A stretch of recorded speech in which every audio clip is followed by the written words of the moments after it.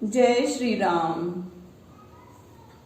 मोदित अवधपति सकल सुत बंधौ समेत निहारी। जनु पाए महिपाल मणि गृह सहित फलचारी।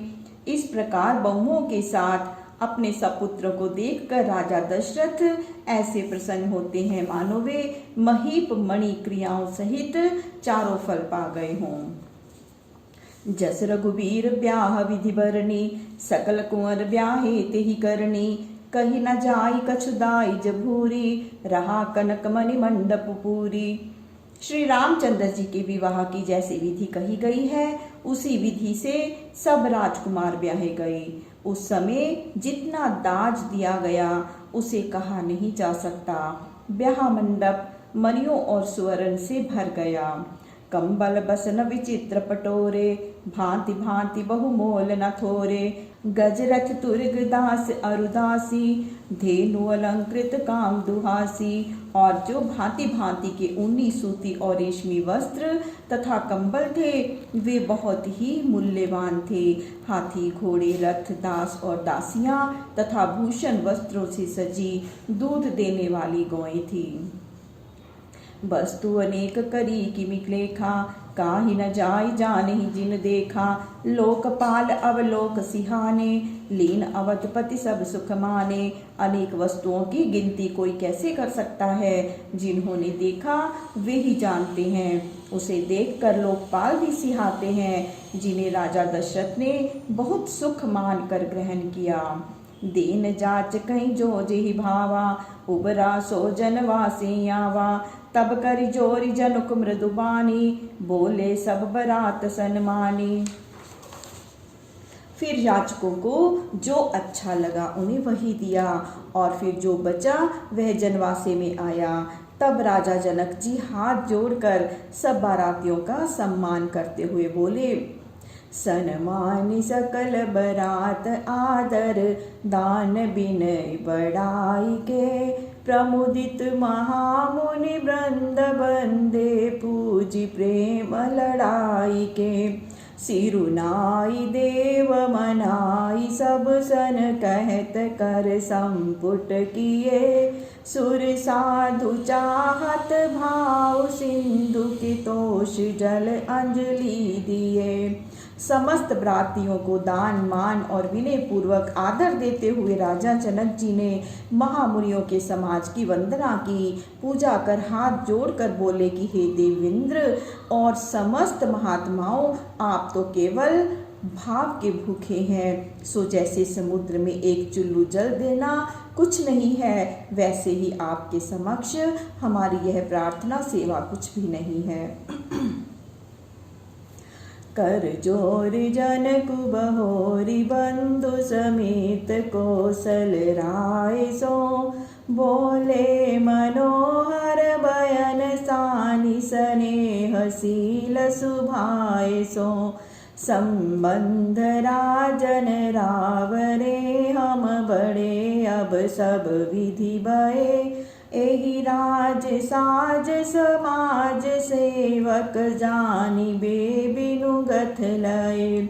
इसके पश्चात अपने भाई कुशध्वज एवं बंधुओं सहित राजा जनक जी महाराज दशरथ से हाथ जोड़कर शील स्नेह से युक्त बहुत मीठी वाणी में बोले कि हे राजन, आपके संबंध से हम लोग सब प्रकार से बड़े हुए और अब से यह सारा राज समाज बिना मूल्य ही आपका सेवक है। ए द्वारिका परिचारिका करि पालि भी करुणा नई। अपराधु क्षमि बो बोली पठये बहुत हो ढीट्यों कई। पुनि भानुकुल भूषण सकल सन्मान निधि समधि किए। कही जात नहीं बिनती परस पर प्रेम परिपूरन हिये। सो ही राजन, आप हमारी इन कन्याओं को अपनी दासी समझकर करुणा दृष्टि से इनका पालन करिएगा। हमने आपको यहाँ तक आने का कष्ट दिया, हमारी इस ढिठाई को क्षमा कीजिए। जब जनक जी ने ऐसा कहा तब महाराज दशरथ जी ने समझौता किया। समधियों की पारस्परिक विनती कही नहीं जाती, क्योंकि दोनों ही विनय और प्रेम से परिपूर्ण थे। वृंदारी कागन सुमन बरसहि राउ जनवासे ही चले। दुंदुबी जय धुनि वेद धुनि नभ नगर कौतूहल भले। तब सखी मंगल गान करत मुनीस आय सुपाई के। दुल्हे दुल्हन सहित सुंदरी चली कोहबर ल्याई के। यह देखकर देवांगनाएं आकाश से फूलों की वर्षा करने लगी। उसी समय राजा दशरथ जनवासी की ओर चले। नगाड़ों की ध्वनि और वेद ध्वनि से आकाश मंडल और नगर दोनों में मानो सुंदर उत्सव दिखलाई दे रहा था। तब मुनिवर वशिष्ठ जी की आज्ञा पाकर सखियां गीत गाती हुई दूल्हों और दुल्हनों के साथ लेकर कोहबर की ओर चली। पुनि पुनि राम ही चित वसिए सकुचित मनु सकुचैना। दुर्हरत मनोहर मीन छवि प्रेम प्यासे नैन। सीता जी श्री रामचंद्र जी की ओर बार बार देखती और सकुचाती हैं, पर उनका मन नहीं सकुचाता। उस समय प्रेम के प्यासे नैन नेत्र मनोहर मीन की शोभा को क्षीण कर रहे थे। श्याम शरीर सुभाय सुहासन शोभा कोटि मनोज लजावन। जावक जुत पद कमल सुहाए मुनि मन मधुपर हत जिन छाए। श्री रामचंद्र जी का सांवला शरीर स्वाभाविक रूप से सुंदर है। उसकी शोभा करोड़ों कामदेवों को भी लज्जित करने वाली है। उनके चरण कमलों में महावर लगी हुई थी, जिनमें मुनियों के मन मधुप निरंतर लगे रहते हैं। पीत पुनीत मनोहर धोती हरति बाल रवि दामिनी ज्योति। कल किंकन कटि सूत्र मनोहर बाहु विशाल विभूषण सुंदर। उनकी पवित्र और सुंदर पीली धोती मानो बाल सूर्य और बिजली की ज्योति को भी क्षीण किए दे रही है। उनकी कमर में करधनी शोभायमान थी और अपनी लंबी भुजाओं में वे भूषण धारण किए थे। पीत जनेऊ महाछवि देई कर मुद्रिका चोरी चितुले। सोहत ब्याह साज सब साजे उर आयत उर भूषण राजे। उन पर पीला जनेऊ महान शोभा दे रहा था। हाथों की अंगूठी तो चित्त को चुराए ले रही थी। वे ब्याह के सभी साज सजाए हुए और विशाल वक्ष स्थल पर अब सभी प्रकार के आभूषण धारण किए थे। पियर उपरना का खासोती दुहु आचर ही लगे मणि ज्योति। नयन कमल कल कुंडल काना बदुन सकल सौंद्र जन निधाना। कंधे पर कांखा सोती पीला दुपट्टा जनेऊ के समान पड़ा हुआ था। उसके दोनों आंचलों में मणि और मोती लगे हुए थे। कमल से नेत्रों और कानों में कुंडल पहने हुए थे और मुख तो सारी सुंदरता का खजाना ही था। सुंदर भ्रुकुटि मनोहर नासा भाल तिलकु रुचिरता निवासा। सोहत मोर मनोहर माथे मंगलमय मुक्ता मणि गाथे। सुंदर भ्रुकुटि मनोहर नासिका और मस्तक पर विराजमान तिलक तो मानो सुंदरता का निवास स्थान ही था। फिर मस्तक पर मनोहर मुकुट था जिसमें मणियां गुथी हुई थी। गाथे महामुनि मोर मंजुल अंग सब चित चोरही। पुर नारी सुर सुंदरी बरही बिलो की सब तिन तोरही। मणि बसन भूषण वारी आरती करही मंगल गावही। सुर सुमन बरसहि सूत मागध बंदी सुजसु सुनावही। इस प्रकार दिव्य मणियों से गुथा हुआ सुंदर मोर सहित सब अंगों की शोभा चित्त को चुराए ले रही थी। जनकपुर की स्त्रियां और देवांगनाएं उन सुंदर वरों की शोभा देखकर इसीलिए तिनके तोड़ने लगी कि कहीं नजर ना लग जाए। वे मणि वस्त्र तथा आभूषण न्योछावर करके मंगल गाती हुई आरती करती थी। देवता फूल बरसाते और सूत मागध तथा बंदीजन यश बखानते थे। को बरहियाने कुंवरी कुंवरी सुहासिनी सुख पाई के अति प्रीति लौकिक रीति लागी करन मंगल गाई के लही गोरी गोरी सिखाव राम ही सिय संसारद कहे रनिवा सुहास विलास रस बस जन्म को फल सब लहे। इस प्रकार सब सौभाग्यवती स्त्रियों ने दूल्हा और दुल्हनों को कोबर में लाकर बिठा दिया।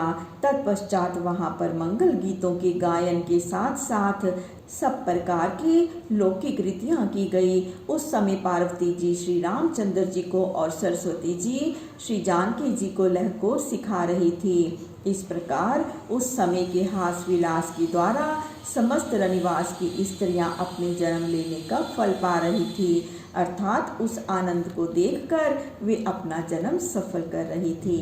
निज पानी मनु महु देखी अति मूर्ति स्वरूप निधान की चालती न भुज बल्ली बिलोकनि बिरह भय बस जान की कौतुक विनोद प्रमोद प्रेम न जाय कही जानी अली बर कुंवरी सुंदर सकल सखिलवाई जनवासी चली। उस समय सीता जी ने देखा तो हाथ की मणि में रूप निधान की परछाई पड़ी हुई है। तब अपना हाथ हटाते ही वह छाया विलग हो जाती है। इस कारण उन्होंने अपनी भुजवल्ली को वहां से न हटाया और श्री रामचंद्र जी के प्रेम विरह से व्याकुल हो गई। उसको तुक और आमोद प्रमोद में जो आनंद आया उसका वर्णन नहीं हो सकता। उन स्त्रियों ने ही जाना जो वहाँ मौजूद थी। पश्चात सुंदर दुल्हा और दुल्हनों को साथ लेकर सखियां जनवासी को चली। ते ही समय सुनिया शीस जह तेह नगर नभयानुंद महा चिरुजियहु जोरी चारि चारे मुदित मन सब ही कहा जोगिंद्र सिद्ध मुनीस देव बिलोकी प्रभु दुंदु बिहनी चले हर्षि बर्षि प्रसून निज निज लोक जय जय जय भनी। उस समय जहाँ देखो नगर भर में चारों ओर से महान आनंद और आशीर्वादात्मक यही ध्वनि हो रही थी कि चारों जोड़ी चिरंजीवी रहीं। लोग प्रसन्न मन से ऐसा कह रहे थे और प्रभु श्री रामचंद्र जी को देखकर सिद्ध मुनि और देवतागण जोर जोर से नगाड़े बजाते और फूलों की वर्षा करते हुए तथा जय हो जय हो जय हो ऐसा शब्द करते हुए अपने अपने लोक को चल पड़े। सहित बतूटे ही कुंवर सब तब आए पितु पास शोभा मंगल मोद भरी उमगे जनु जनवास। इस प्रकार अपनी अपनी पत्नियों के सहित सब राजकुमार पिता महाराजा दशरथ के पास आए। फिर तो मानो उस शोभा मंगल और हर्ष से सारा जनवास उमड़ पड़ा। पुनि जेवनार भई बहुभांति पठे जनक बोलाई बराती परत पावड़े बसन अनूपा सुते समेत गवन कियो भूपा। फिर तो बहुत प्रकार के व्यंजनों सहित जीवनार तैयार हुई। जनक जी ने सब बारातियों को बुला भेजा। जब पुत्रों सहित राजा चले तो अनुपम वस्त्रों के पावड़े पड़ने लगे। सादर सबके पाए पखारे जथा जोग पीड़े बैठारे धोए जनक अवधपति चरना सीलु स्नेह जाई नहीं बरना। फिर आदर पूर्वक सबके चरण धोकर उनको यथा योग्य पीड़ों पर बिठाया। जनक जी ने दशरथ जी का चरण जिस शील और स्नेह से धोया वह वर्णन नहीं किया जा सकता। बहुरी राम पद पंकज धोए जे हर हृदय कमल महु गोए तीनों भाई राम समझानी धोए चरण जनक निज पानी। जनक जी ने प्रथम श्री रामचंद्र जी के चरणारविंदों को धोया जो श्री शिव जी के हृदय कमल में छिपे रहते हैं। फिर भरत लक्ष्मण और शत्रुघ्न इन तीनों भाइयों को रामचंद्र जी के समान जानकर उन्होंने अपने हाथों से उनके चरण धोए। आसन उचित सबई नृप दीने, बोली सूपकारी सब लीने। सादर लगे परन पनवारे, कनक कील मन पान सवारे। फिर सबको यथाचित आसन देकर राजा ने उत्तमोत्तम पाककर्ताओं को बुला लिया।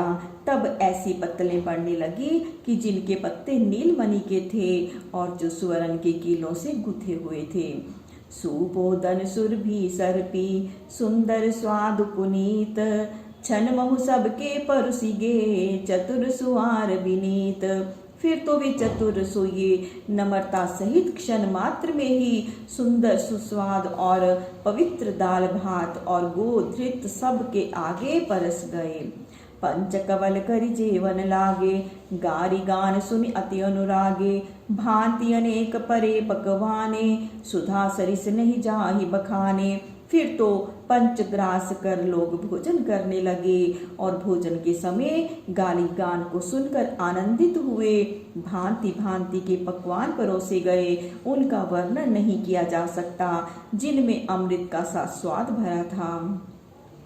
परुसन लगे सुआर सुजाना, व्यंजन विविध नाम को जाना। चारि भांति भोजन विधि गाई, एक एक विधि बरनी ना जाई।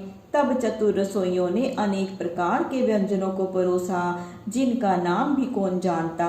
भोजन की 4 विधियां कही गई हैं, परंतु उनमें एक एक विधि के भोजन का वर्णन नहीं किया जा सकता। छरस रुचिर व्यंजन बहुचाति, एक एक रस अगणित भांति। जेवंत देहि मधुर धुनिकारी, लै नाम पुरुष अरुनारी। वहाँ सुंदर छहों रस के अगणित प्रकार के व्यंजन बने थे। भोजन करते समय स्त्रियां मीठी वाणी से अयोध्या की स्त्रियों और पुरुषों के नाम ले लेकर गालियां देने लगी। समय सुहावनी गारी विराजा, हसत राव सुनि सहित समाजा। एहि विधि सब ही भोजन कीना, आदर सहित आचमनु दीना। उस प्रकार की सुहावनी गाली को सुनकर राजा दशरथ अपने समाज सहित हंस रहे थे। इस प्रकार सबने भोजन किया और तत्पश्चात सबको आदर आचमनीय जल दिया गया। देई पान पूजे जनक, दशरथ सहित समाज। जनवासे उगवने मुदित, सकल भूप सिरताज।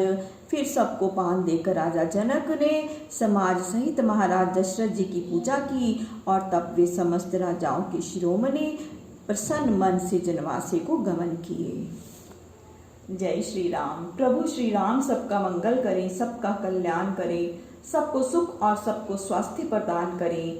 जय श्री राम।